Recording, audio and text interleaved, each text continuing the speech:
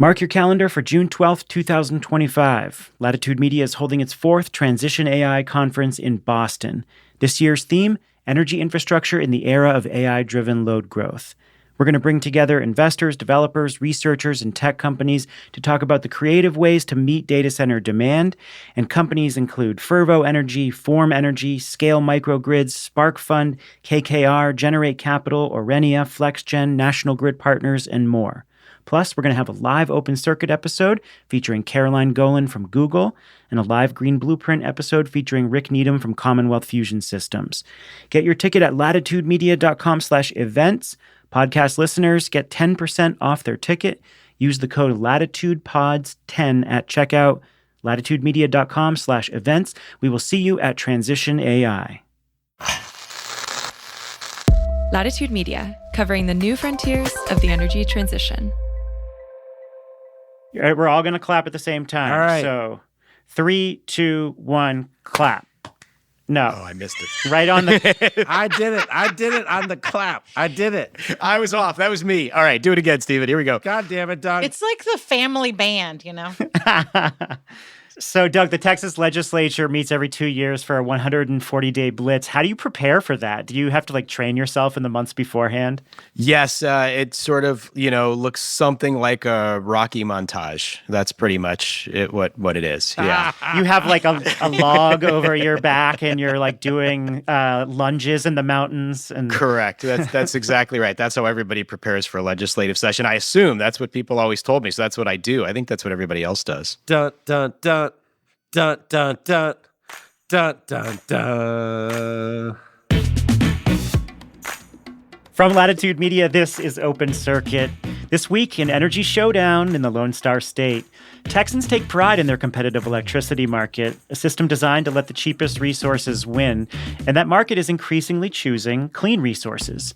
Wind, solar, and batteries have dominated new generation in Texas, with nearly 40 gigawatts added in just 4 years, equivalent to the capacity of a mid-sized European country. This market-driven boom has unequivocally lowered costs and improved reliability, but now, in a major ideological reversal, some Texas lawmakers are trying to stop it. Bills advancing through the legislature would override market signals, impose unprecedented restrictions on renewables, and cap economic growth in the 8th largest economy in the world. With the Texas legislature wrapping up, is one of the fastest growing clean energy markets about to fall out of the saddle. That's coming right up.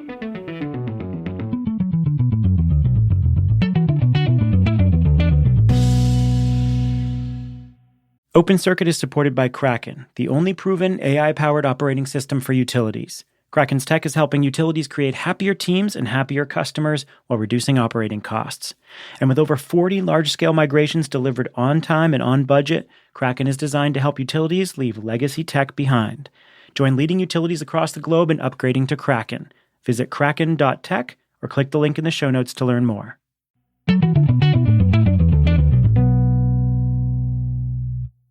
I'm Stephen Lacey. I'm executive editor at Latitude Media, joined by my co-hosts, Catherine Hamilton and Jigar Shah. Catherine is the co-founder and chair of 38 North Solutions. How's it going? It is going okay. I mean, the U.S. Congress only has about 150 days in session a year, but man, is it a drip, drip, drip. And there's a lot going on right now, so very busy time. Jigar Shah is a clean energy investor. He's the former director of the DOE's Loan Programs Office. Hello, Jigar. Hello from sunny Seattle. You're in a new state every time I talk to you. Have you spent any time in Texas yet? No, I feel like we should let Doug take care of Texas, and then I'll come after he's solved all the problems. If you're waiting for that, it's going to be a while, but hopefully you'll come before I've solved all the problems, Jigar. That Doug is Doug Lewin. He's one of the go-to experts on the Texas market. He's the president of Stoic Energy Consulting. He also runs the Texas Energy and Power newsletter and hosts the Energy Capital podcast, where he dissects all the storylines shaping one of the most dynamic energy markets in the world. Hello, Doug. Thanks for being here. Hey, thanks so much for having me. I obviously, learned so much from you guys over the years and love this show. So thanks for having me. It's a thrill. Yeah, we're all big fans as well. And you have been on the podcast circuit lately explaining what's going on in Texas right now. So Texas represents just one of the most high stakes stories in American energy right now. It's a symbol of the economic power of clean energy, but it's also the epicenter of a pretty widespread and increasingly creative campaign to crush the industry. And so the story of Texas tells us a lot about how powerful renewables and batteries are right now, but how the conflict over them is evolving. And so I want to start first with just what's going right in Texas and what it's meant for the state economically and for reliability. So historically, liberal states have dominated the conversation around the expansion of renewables and batteries. And of course, there's a lot of Midwestern states that have dominated in wind, but in general, it's been largely like a coastal state conversation around decarbonization and rapid expansion of renewables. And then in the last few years, Texas just moved in with the force of a Mack truck. So, Doug, make the case that Texas is one of the most important markets to be watching right now. Yeah, look, eighth largest economy in the world, twice the renewable generation of the next largest state, California.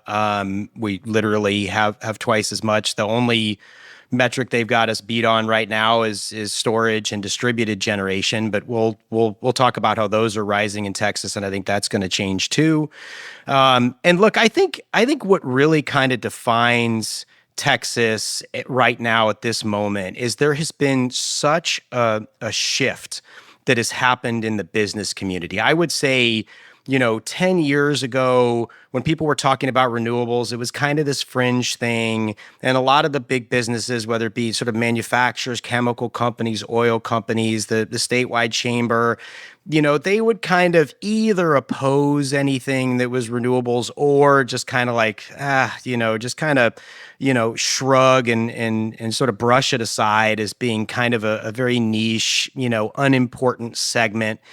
And the difference to this day, to actually see basically the entire business community get involved in support of and I don't even think they would at this point necessarily call it clean energy or anything. It's just energy, right? We need the power wherever we can get it. The economy is growing at a clip that you can't sustain unless you're adding new energy sources. You guys have talked about it consistently on this podcast. Jigger, you've been a voice for this, very consistently. If you're going to grow the economy, you're going to need wind and solar and storage and nuclear and geothermal, and you can go on down the list.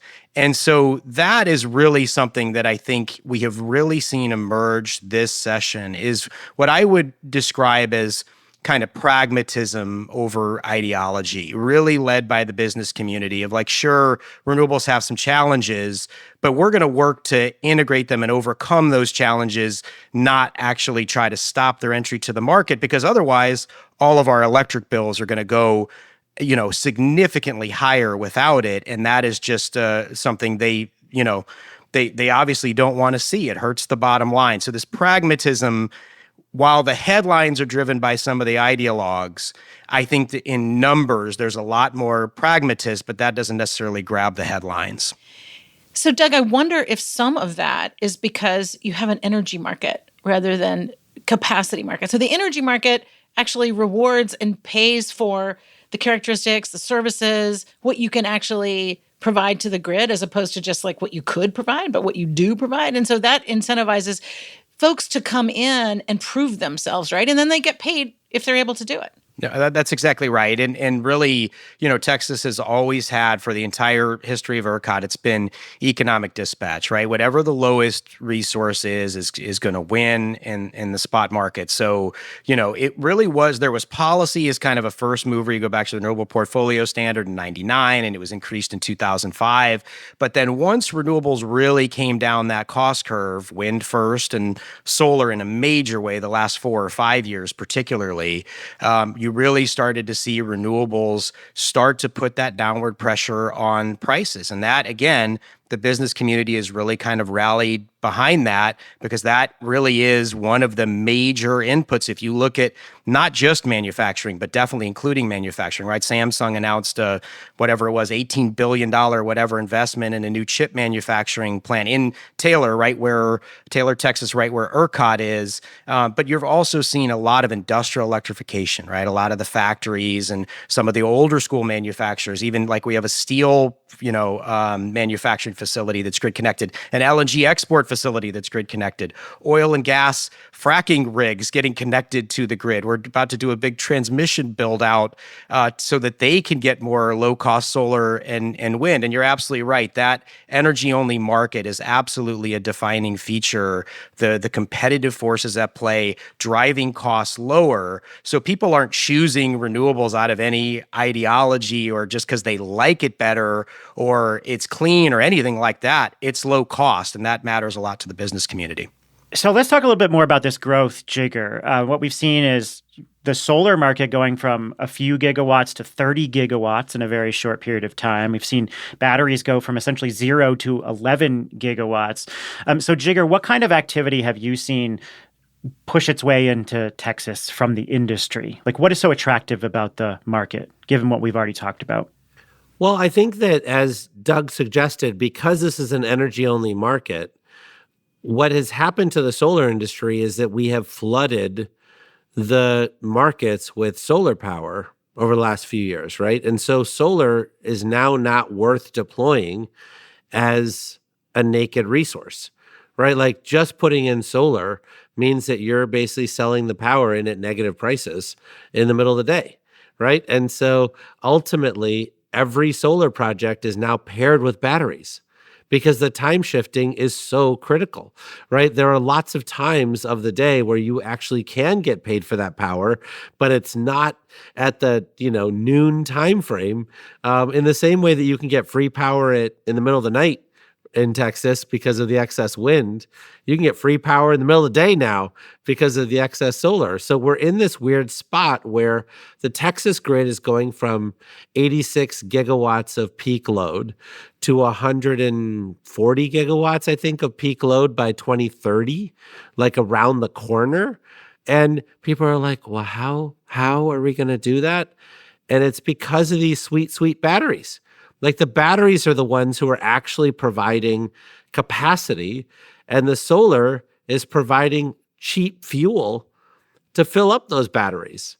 And it's just the most crazy, mind-warping thing that I think the renewable energy people can't get their brain around, and most certainly the natural gas people can't get their brain around.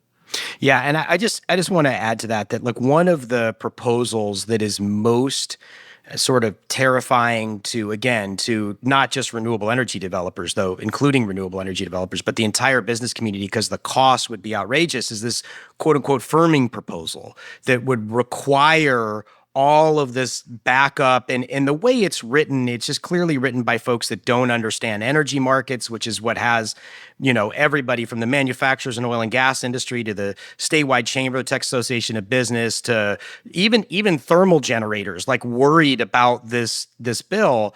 And it's unnecessary because of exactly what you said, Jigger. Like, the market is delivering that. We have 11 gigawatts of storage, and we have 160 gigawatts of storage in the queue.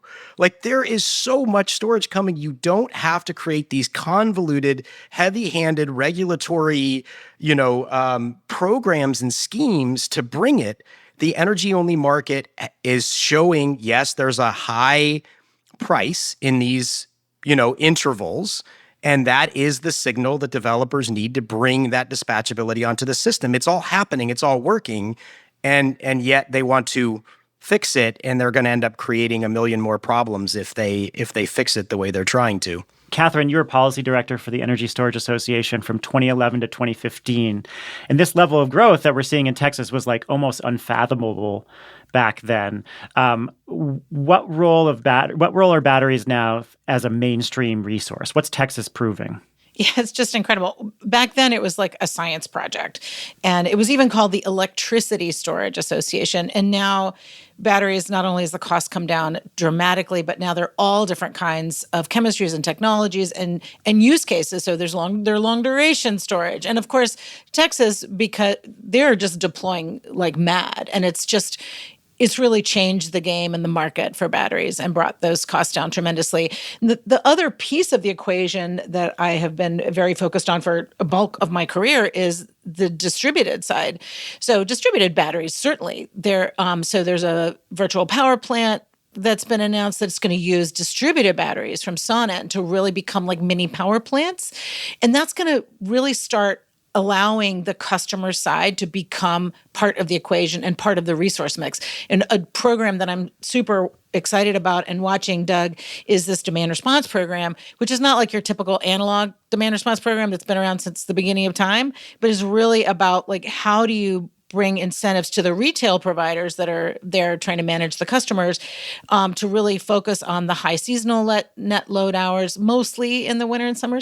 Your shoulder seasons aren't as shouldery as they were before, but then making it really smart programmable devices that allow participation purely voluntary, so you can save money every year. But it doesn't just save money for the people who participate, it saves money on the whole system and to every customer. And so I'm excited about what's happening on batteries, both on what you would call the supply side and the demand side, and also all the DR you're doing. I'm extremely excited about that as well. And that is another feature that when you ask sort of what is going on in Texas, what is different in Texas, that competitive retail market is another thing, right? I mean, that I'm almost ashamed I didn't mention it in the sort of opening answer, but there's only so much you can fit in. But you're exactly right. And those distributed batteries, Catherine, are coming to people through the competitive market, right? People in 75% of the state of Texas have choice. And so you mentioned Sonnet, and that's one example. Base Power, Zach Dell and Justin Lopez are leading that. I interviewed Zach for my podcast. Octopus Energy is there. David Energy. Tesla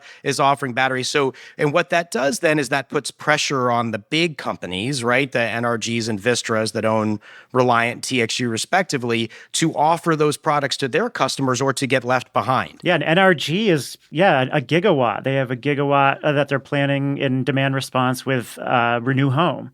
And that is such a core solution. I don't think Texas policymakers, and in fairness, not just Texas policymakers, I think a lot of people in the industry haven't yet integrated into their understanding of grids and electric systems how important the virtual power plants and distributed energy resources are going to be.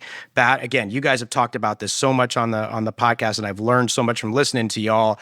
The way batteries have come down the cost curves, we're going to have batteries all over the place in 5 to 10 years, maybe quicker, right? I mean, my parents lost a couple of refrigerators worth of food when there was a power outage not that long ago, and my mom started looking into getting a generator. I'm like, you really should look at a battery backup for it. I think we're getting to the point where you'll start to see batteries integrated with appliances to make sure that those kinds of things aren't happening, and that you're losing a whole fridge worth of food, but that battery can also be used throughout the year, right? Unlike a generator that you're basically only going to use when the power goes out, you're going to use that battery all through the year. So this is coming, and I do think Texas will lead that. Again, not because of any big sort of policy mover, though there can be policies that support that, and there's some good things happening at the legislature on that front, but because there's a competitive market and people will want to choose to have more reliability and resiliency.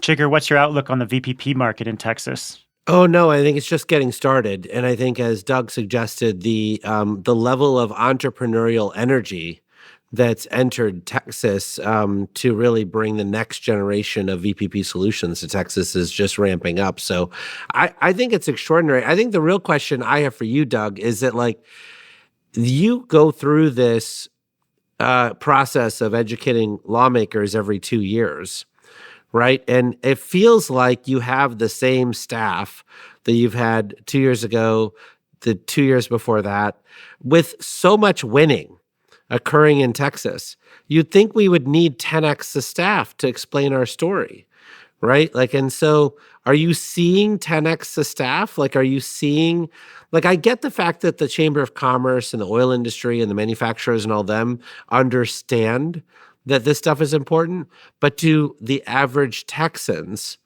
actually understand that we're winning this much? I actually think the polling suggests that the general public is really excited about the story of Texas leading. What you could fill in the blank, whether, different words have different reactions with different audiences, but sort of this energy expansion is really, I think, the way it gets talked about more in Texas. That it's because, frankly, it's not like Texas, we'll see what happens with tariffs and all that, we actually may get a reduction in oil and gas production, but that's kind of a different but related conversation. But, oil and gas, we've seen record levels of production over the last few years.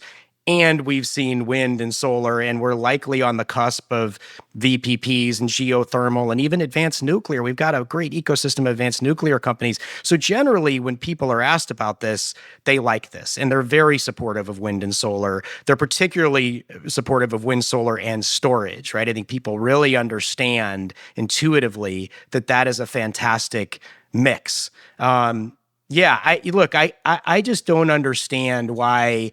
2 years later, when you look at Texas today compared to where we were 2 years ago, the grid is far more reliable. We have far more energy production. We have a leg up on just about everywhere else to win this race, to attract data centers and the economic investment they bring with them. The economic investment from new energy development. I just still don't understand why leaders in Texas aren't just touting this as a great big victory, right? Like, just take the W, right? Like, you're winning. This is a good thing. Why would you want to fight against this? Doug, it just seems like there's so many groups that are residential customers, community leaders, the Conservative Texans for Energy Innovation, Texas Land and Liberty Coalition. They're just all these groups that are very supportive of all this growth of renewables as economic drivers, right?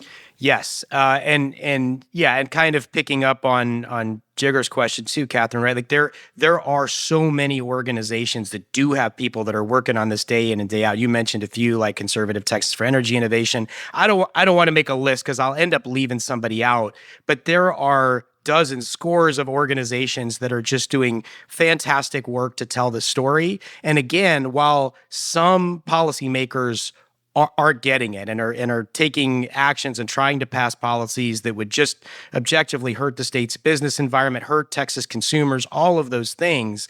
There are, for every one of those, there's 5 others that I think do get it. They're just not as loud, right? And they may be quiet about it, maybe because they don't understand it well enough, maybe because they're worried about political pressure in a primary or whatever, but they understand that. And there are some, by the way, that are vocal. Again, I don't want to name people because I don't want to leave some out, but like there are a bunch of particularly West Texas rural Republicans that are quite full-throated and like this renewable boom has been amazing to my district. There are counties with a couple thousand people that have hundreds of millions of dollars of investment in the schools and the hospitals and the roads and for the landowners, right? And that's a lot of what like Land and Liberty and Conservative Texas for Energy Innovation, they're trying to help tell that story that Texas's farm and ranch legacy is being supported by this renewable boom. There are a lot of farmers and ranchers that could not hold on to their farm and ranch but for the lease payments from renewables. So I do think that story is getting through.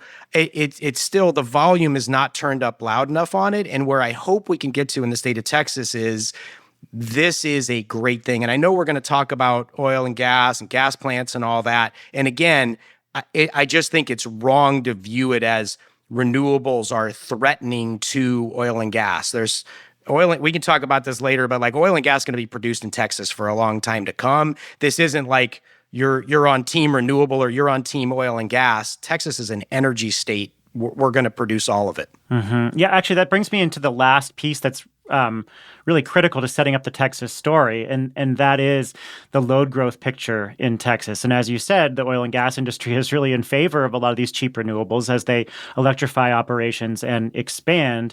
They're increasingly inking power purchase agreements with wind and solar. And Texas has been experiencing really extraordinary load growth even before the data center boom. And now suddenly there are a lot of data center developers that are eyeing the market, in large part because of the energy picture. How has the load growth picture changed the conversation around capacity needs in Texas? So first of all, and I think this point cannot be made often enough, the last 4 years, we are over 5% CAGR, right? Annual growth rate in Texas for energy consumption.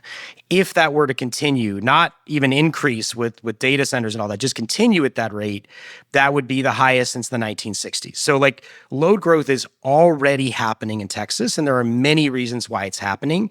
Industrial electrification is one of those. Oil and gas electrification is one of those. Manufacturing boom is one of those. Heat is another reason, right? Our summers are hotter, and Texas is famous for its air conditioning. We are huge fans of air conditioning in Texas. So load growth is absolutely happening.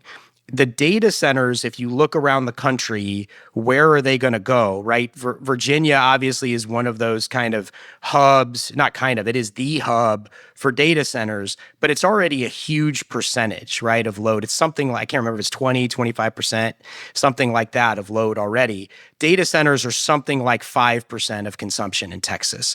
There's a lot of headroom. And as you said in the opening, Stephen, right, 40 gigawatts of power added in the last 4 years. We're on pace, again, if policymakers don't mess it up, to add even more than that in the next 4 years.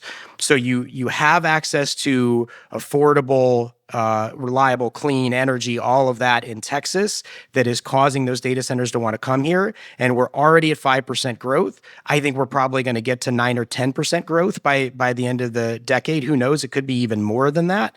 And so, yes, load growth is absolutely part of the discussion. And I would be remiss if I didn't say, and I do think Texas is a leader on this and will continue to be a leader on this, that demand flexibility and load flexibility, both on the residential side with virtual power plants, energy efficiency, those kinds of things, but more on the large load side as well. And we are seeing some bills that are positive.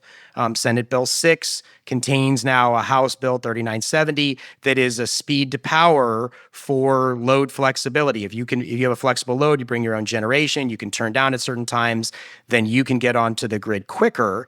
And I did a podcast with Tyler Norris, right, from Duke, who did that study that if you have 1% of the hours from large load that come online, you get 15 gigawatts of headroom, right? So like, I think all of that is there. It's all possible. It all fits very well with a system that has a lot of variable renewables on the system.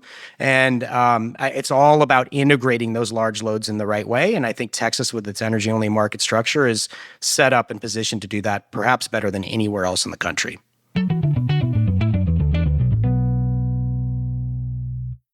Open Circuit is supported by Kraken, the only proven AI-powered operating system for utilities. Fears around messy, drawn-out migrations have long stopped utilities from upgrading to tech that can improve innovation and customer service while lowering operating costs. With over 40 large-scale migrations completed on time and on budget, Kraken has been designed to help utilities leave legacy tech behind. In fact, utilities regularly improve their customer scores and increase innovation while migrating to Kraken. Visit kraken.tech or click the link in the show notes to learn more.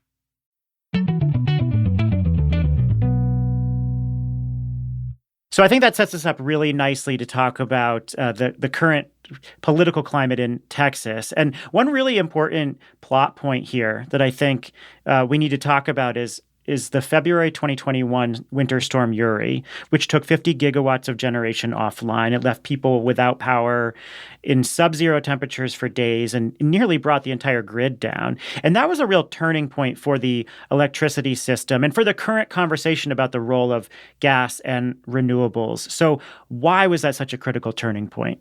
Well, just as you described, it was a critical turning point because it affected so many Texans, right? I mean, literally 10 million Texans at some point were without power, 4 million accounts. But if you 2-3 people per account, you're well over 10 million Texans that, and literally millions of those, Stephen, were without power for days, right? I mean, many people were without power 4 or 5 days.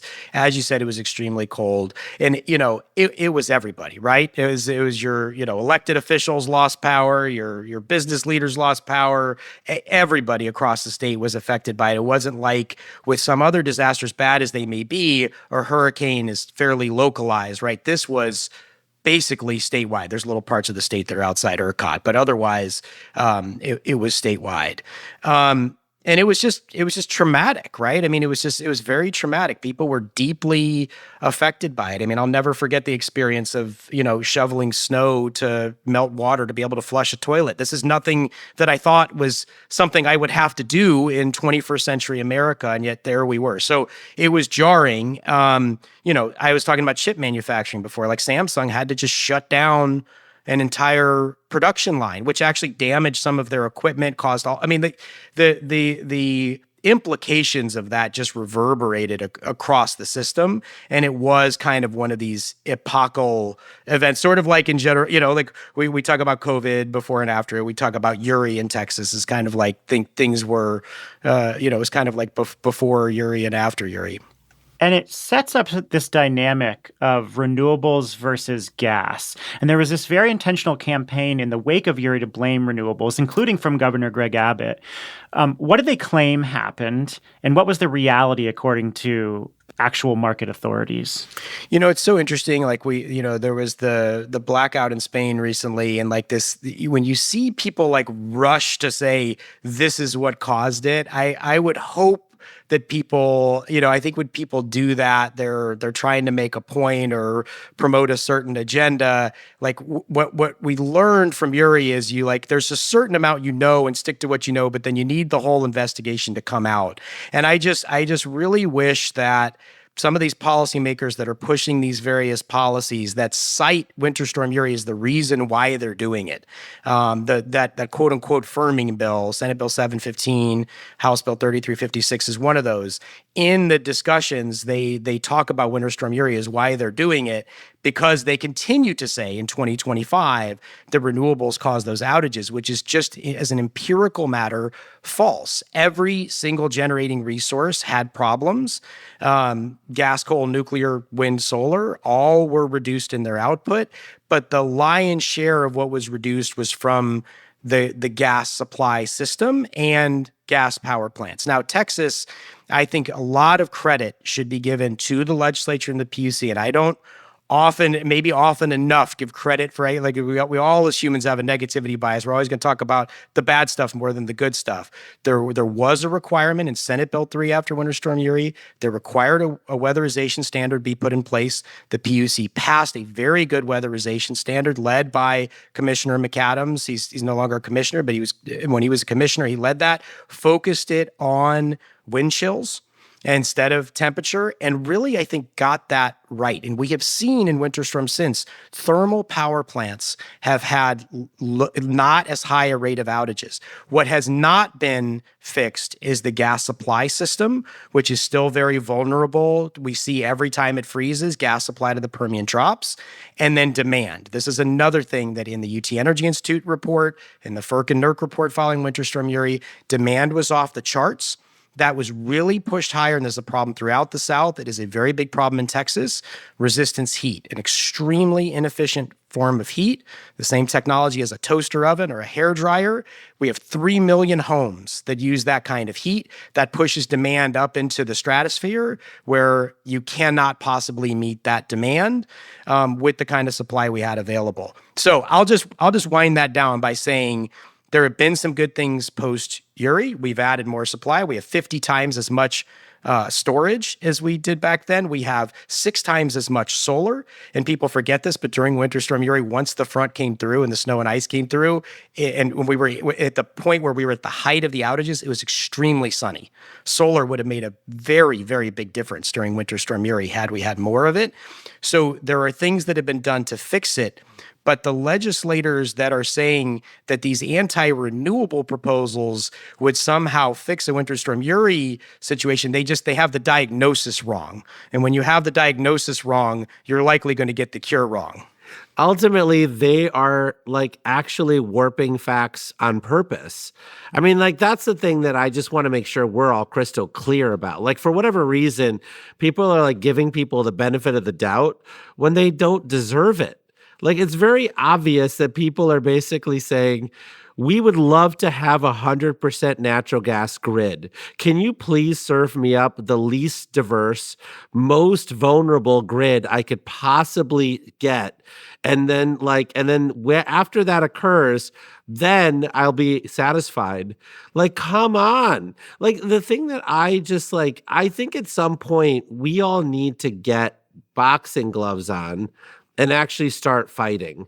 Like, there's this notion where we're like, well, they're just like undisciplined, right? They rush to conclusions.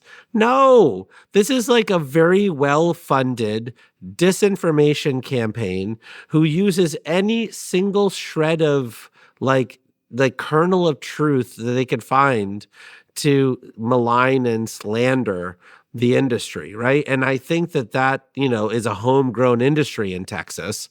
And, that group, right? Robert Bryce and all those people, Doug Sheridan, like those guys love to slander our industry. And we're not even that big. Like, that's the thing that's crazy. It's one thing if we were 60% of all the electricity production in Texas, but we're not. We're just like this, slow moving workhorse that's trying to like be productive and, helpful. Jigger, I think it's a really important point, and there are a lot of folks out there. I am a person that likes to give the benefit of the doubt, and I like to like look for common ground and all of that. And I never want to like close off dialogue, even with somebody I disagree with on just about everything, because there's probably something, if we look hard enough, we could agree on. But I think you're right. There are people out there that are clearly not acting in good faith and are putting information out there that is really misinformation, and they know it. I just hope they're not actually persuading people, and that people, before they would vote to do something that every business entity in the state is telling them would raise costs, they would at least go back and like look at the executive summary, just one page of the FERC and NERC report, and see what actually goes on, but what actually went on at that time. But I think you're right. And I think that there are folks that are really just trying to mislead. A lot of this is led out of the Texas Public Policy Foundation. And as best I can tell, Jigger, their vision is kind of as you described, like a grid entirely run by gas. And what's fascinating by that is the gas industry doesn't want that. I would love to talk for a second about the politics. Yeah. Because I'm super curious, Doug, since you do know the Texas legislature so well, not only does Texas have a biannual legislature of its own, but it also sends people to D.C. to represent the state. And as Jigger was saying, there's a big move to just destroy all of the progress that we've made on, tax credits for wind and solar and other clean energy technologies. And what struck me is that, there are 36 GOP House members that have sent a letter to the head of the tax committee in the House of Representatives saying we want to repeal all the tax credits. And in total, those 36 districts represent over $100 billion in announced clean energy investment, $100 billion. And of those people, 5 of them are from Texas. And, so you've got Keith Self, Brandon Gill, and Chip Roy. And, their districts, they've announced, like over a couple $2 billion in investment to date, with many more billion coming on the grid. Lance Gooden has almost $1 billion in investment to date, $4 billion total announced. Pat Fallon from Texas's 4th district has already $3 billion invested in his district, with another $6 billion announced. I mean, these are thousands of jobs, and these people are putting forth policies and voting against their own interests, their constituents' interests. And I would love to hear from you. How do the folks in Texas think about that? We've already talked about how much support there is for, from community leaders, from residences, from businesses. How can they justify what they're trying to do? And maybe you can dig into what they're trying to do too. I'm just trying to understand the politics here. Yeah, let's. I want to summarize the bills after. Why don't you answer that, Doug, and then we'll sort of go into the specific pieces of legislation. But you have clearly said that the oil and gas industry, the wider business community, is all in favor of this diverse energy transition. And it's been really good for bills and the increasing of industrial electrification. So, to Catherine's question, what is really driving this? It's a great question, and there's no easy answer. The best I can do in sort of a pithy and short-ish answer is algorithms. I just think that people are just really just getting hit. Our brains are infected by the internet. Yes, like they're just getting hit over and over and over with story. Once you slow down scrolling on that story about how solar and wind are crashing the grid, the next time you're on, whether it's YouTube or Twitter or whatever, like you're going to get 20 more of those. And I think it's that. And then I think it's the consistent ideological funding that Jigger is talking about, like well-financed campaigns that then sort of use those algorithms to continue. It's hard for me to understand it any other way because, again, the state of Texas should be so proud of it. Like, we should be like screaming from the rooftops, like, come to Texas. We're open for business. We are building more energy, producing more energy than any other place. And it's all kinds of energy. You don't have to be anti-oil and gas to be pro wind, solar, and storage. There's so many examples from around the state of folks that are actually like taking that position that we actually can do all of this here. It shouldn't be scary, and yet you have a lot more elected officials going, sort of the anti-direction than the pro. And I just think we've just been so. And Jigger, it's part of the reason why I think the discussion we were having is important, because I think, yes, we have to recognize there are some people that don't have good intentions on this and are misleading people. I also think it's very important to try to build bridges wherever we can, because this is the way the world is going. We are going to have a lot more solar and storage, and the more people we can kind of bring in to kind of lock arms on this stuff and say, hey, there is a path here to a far more reliable and resilient and affordable and clean grid than we have right now. Like, we have to build the biggest possible tent while recognizing that there are some people out there that are just, like you said, trying to put this on page one and get as many people just amped up against wind and solar for just specious, just false reasons. So we have to combat that and try to build across divides as much as possible. It's a difficult thing. Doug, it's like you need the Don't Mess with Texas, which was the anti-litter campaign that became national and really viral. You need that again for renewables and for all of these resources that are helping Texas. I love that. And I do agree that the information environment is a huge piece of this. But I can hear the listener now saying, wait, what are you talking about exactly? Like, what bills are we talking about? So we've done all this setup. We've talked about the politics. But like, what pieces of legislation are most egregious? There are currently 170 pieces of legislation that target the state's electric grid, and a huge number of those are designed to penalize renewables and storage. So how would you describe the current legislative picture? And maybe you can just summarize a few of them that are really standouts. Yeah, I would say there are three bills that are like the largest threats. We talked a little bit about Senate Bill 715, which is the one that would require solar and wind only to have backup when, again, we know from Winter Storm Uri and other winter storms that thermal resources have problems in those kinds of events as well. There is a firming provision in law right now, but it is more technology neutral and it's prospective to 2027. The bill that is before the legislature makes it not technology neutral, just targets wind and solar, and makes it retroactive, which again, has the business community extremely concerned, because it's probably unconstitutional, right? It's like it ends up being a taking because you already have a contract and now they're messing with that. The two other bills of biggest concern, Senate Bill 819, which is a permitting bill. And speaking of folks that are just really big into the misinformation and all that, Dan Friedkin is really leading that effort. He set up a couple of groups that are sending around information about wind turbines killing birds and all that kind of stuff. The the bills that he is pushing are opposed by the Audubon Society that actually like works with the wind industry to reduce the amount of birds that are damaged by wind turbines, which of course pales in comparison to the number of birds hurt by buildings or cars or cats or any number of other things. Again, just a lot of misinformation floating around out there. So you've got Senate Bill 819, which is a permitting bill, would put in place one of the strongest permitting regimes, if not the strongest permitting regime in the country, worse than Ohio or Michigan or something like that. And Texas would really choke off that renewable development. Again, concerning to not just renewable developers, but a wide variety of different groups, business groups, environmental groups, et cetera.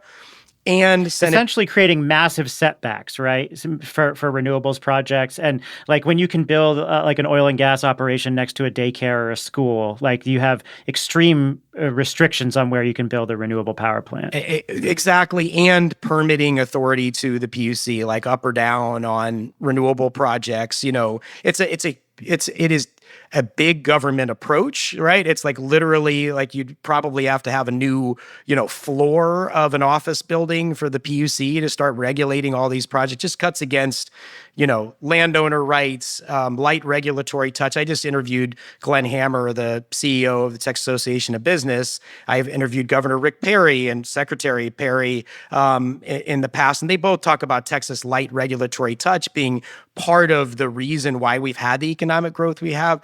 That kind of a bill just cuts entirely the other way, right? Very big government, heavy-handed, heavy regulatory kind of approach. So let's wrap up the legislative conversation and talk about, I can't remember if you mentioned Senate Bill 715, but like Senate Bill 715 and Senate Bill 388 are two really important pieces of proposed legislation. 715 would retroactively require existing solar and wind facilities to provide backup power. So unprecedented retroactive legislation. And then 388 specifically excludes batteries from the definition of dispatchable resources. So it's like redefining terms to contradict grid engineering realities. So just summarize these two bills. Yeah, so let's start with 388. So we haven't talked about that one at all yet, and it's actually the most straightforward to explain because basically what it does is say for every 1 megawatt of wind or solar you build, you have to have a megawatt of gas with it. Technically, they would allow nuclear or other things, but of course that's not coming for any time soon. And of course, the point is, it's really hard, as you guys have talked about a lot on this podcast, it's very hard to get a hold of a gas turbine right now. So effectively, what you're doing is you are tying Texas economic growth to the availability of gas turbines, which just seems like a spectacularly bad idea. And again, why the entire business community and even thermal generators don't like this bill. So that's 388. 715 we talked about a little bit, and it is hard to explain, but it basically requires backup, as you said, Stephen, for wind and solar. I would just say this was considered 2 years ago. A form of it passed, but it was prospective starting in 2027. It was not anything retroactive, and it also applied to thermal plants. I will say that at that time, ERCOT CEO Pablo Vegas in 2023 told the Senate Business and Commerce Committee, where that bill was being heard, that it would be a tax on consumers, that this would raise costs for everybody, and that it was unnecessary.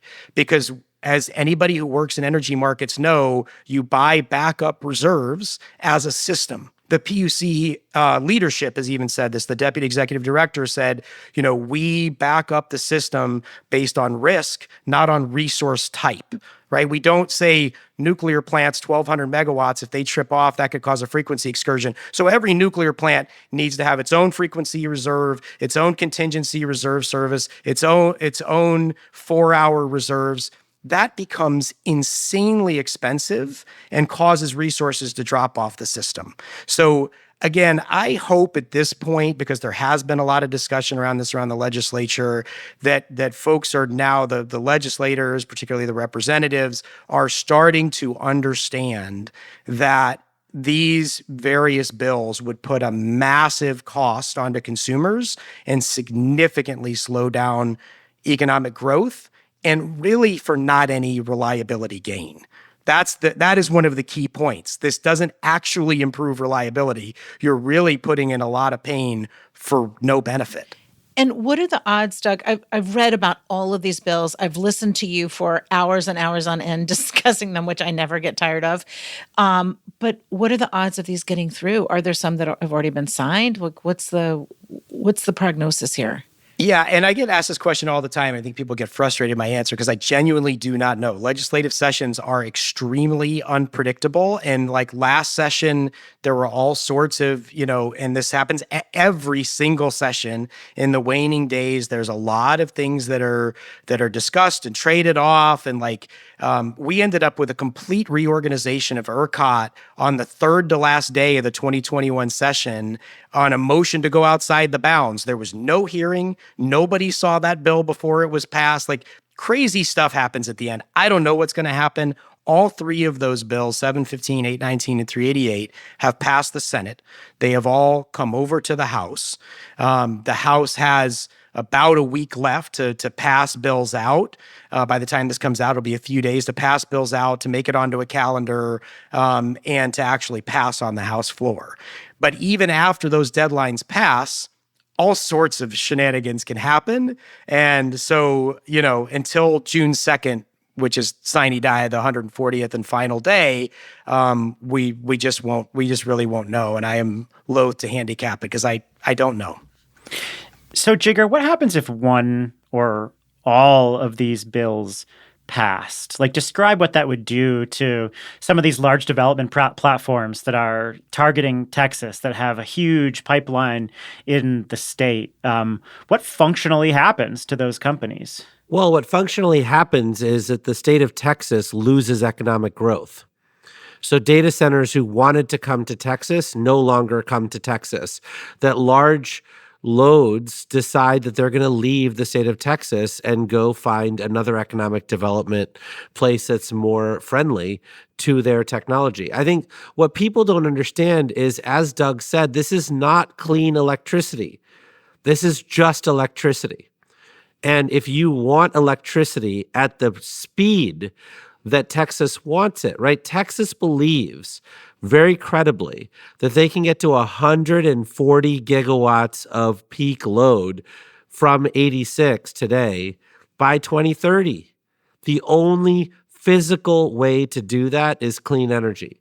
There is no other way for them to do it. So if they do anything that actually makes it more expensive for those guys to do their job, then what will happen is that either the people of Texas will pay that extra cost and say, screw it, we still want the economic development, and the only way to do it is through these clean energy generators, or they will forego the economic development. And that is why Doug has been so successful at getting literally everybody in the state of Texas, outside of these misinformation wackos, to be against these bills. Then there's this more existential challenge, Doug, to wrap this up, and that is the potential for rolling blackouts, right? If you don't have the resources that you need, if you're retroactively hurting projects, a dramatic increase in power prices. There's been some modeling on this. What does the modeling say could happen to power prices and potentially to cause blackouts in Texas? Yeah, there's some great modeling done by Aurora Energy Research, and encourage folks to check that out. I know y'all are familiar with Aurora. They do great work. They got a big Austin office. They're doing a lot of stuff globally, but including in Texas. They have very modest load growth projections. They do not buy into ERCOT's 140. They think we're going to be 100, 105, which is still 20 gigs of peak demand growth in 5 years, and probably a much higher percentage of consumption at the actual megawatt hours, but still a lower load growth projection. And they still believe that if a Senate Bill 715, they did theirs sort of generally. They didn't look at any specific bill. They said if you choke off renewable development and start actually retiring some renewables because of these retroactive provisions, you would end up in a situation where you could see 2 to 3 gigawatts of load shed in the summertime. You would see $5 billion in extra costs in the market That breaks down to $6 million for a 100 megawatt industrial customer every year, which again, to Jigger's point, could be determinative and really hurt economic development in the state. $225 per household. There are other studies. Josh Rhodes at University of Texas and his firm Ideasmiths have done some studies for Texas Consumer Association, similar kinds of findings, some of them as high as 20, 30 gigawatts of shortfall if you're looking at a higher level of load growth. If you're up more like in 120 to 140 kind of a range, you're looking at much bigger shortfalls. So the data is showing, the modeling is showing these bills would be extremely damaging. ERCOT CEO Pablo Vegas has been talking about this. I think one of the fundamental points here is all resources contribute to reliability. They contribute differently, obviously, but you need every electron you can get right now. You need every megawatt you can get. And we know that these would reduce that, and that would lead to, in extreme conditions, higher probability of outages, and under any condition, higher costs for consumers. Can I add just one other point in here? Like, one of the other things is that if you want nuclear power, where they've got 2 or 3 really great startups like Allo and others in Texas, guess who's on the board of those companies? The CEOs of major solar and battery storage developers, right? Because they're the ones who know how to get this done, right? Like the thing that I find shocking by all of this stuff is that the people who are the most competent at doing whatever it is that you want to do, whether it's building a transmission line into the Permian Basin so they're not burning diesel engines all day, or whether it's people who are building new nuclear plants, it happens to be the people who are actually extraordinary at solar and battery storage development, right? Because they're the ones who actually know how to get shit done right now, right?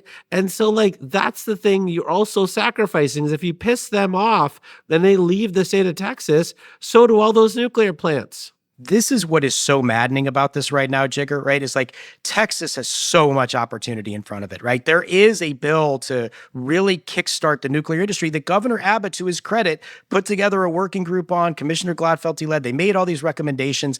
That bill's kind of languishing. It's not getting the attention it probably should. It's House Bill 14. We even talked about that. We've been talking for how long? We haven't even brought up HB 14 because there's all these attacks on renewables. We could be doing more with DERs, with energy efficiency, with geothermal, with nuclear, like there are with carbon capture. There are so many different areas Texas could be a leader in if we could get out of our own way and quit trying to beat up on renewables and actually focus on winning the future. That's what's so frustrating to me about it. It's all of this ends up being a massive distraction from Texas really just grabbing that mantle of 21st century energy leader. Catherine, what does the Texas story tell us about the national picture or the sort of era that we're in? Yeah, I was thinking as we were having this conversation that when I was a little kid playing in my grandmother's backyard in the summer, stuffing fresh tomatoes in my mouth, my grandfather was a utility exec, and there was a ransom fund for utility execs because costs were going up so quickly and so high because air conditioning was starting to come online, demand was skyrocketing. And since that time, we have come up with so many more solutions. And just hearing about heat pumps being able to replace resistance units in Texas, that is like a huge opportunity that, you know, you don't have to switch out gas. You're just changing from electric to electric. There are all these electrification opportunities. There are all this distributed energy opportunities, demand response, and the supply side is full of clean energy opportunities as well. And I feel like, you know, I was living in Virginia at the time, and we resolved it and are continuing to have to resolve it as demand is now peaking again. And Texas has it. And it's like Texas should be our model, right? Texas should be the model for Spain. Texas should be the model for everyone. And I hope, Doug, that, and I'll send you all the warm thoughts that I can about your work having success, because it does enable the rest of us to learn. And it is where this needs to go, right? That, like, the federal government is not going to be showing leadership in this moment. It will have to be the states, right? And so whether it's Washington State and their $1 billion a year cap and invest program, or the state of California, or Texas, or the great work that's being done in Virginia, or the places like the states actually have to figure out how we take all these extraordinary technologies that we have now fully commercialized and actually deploy them at scale. I think that's a good place to end it. Doug Lewin runs the Texas Energy and Power newsletter. He hosts the Energy Capital podcast. He is the president of Stoic Energy Consulting. He was with us from Austin, Texas. Good luck in the last couple of weeks of the session, Doug. Thanks for being here. Thanks, Stephen. Thanks, Jigger. Catherine, this was great. Appreciate it. Absolutely. Thank you.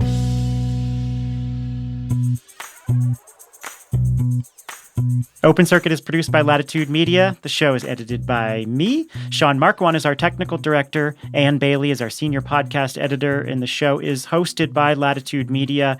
We're supported by Prelude Ventures. And for more in-depth reporting on the topics we cover on this show, sign up for Latitude Media's daily, weekly, or AI Energy Nexus newsletter. We're covering the Texas data center market quite a bit there.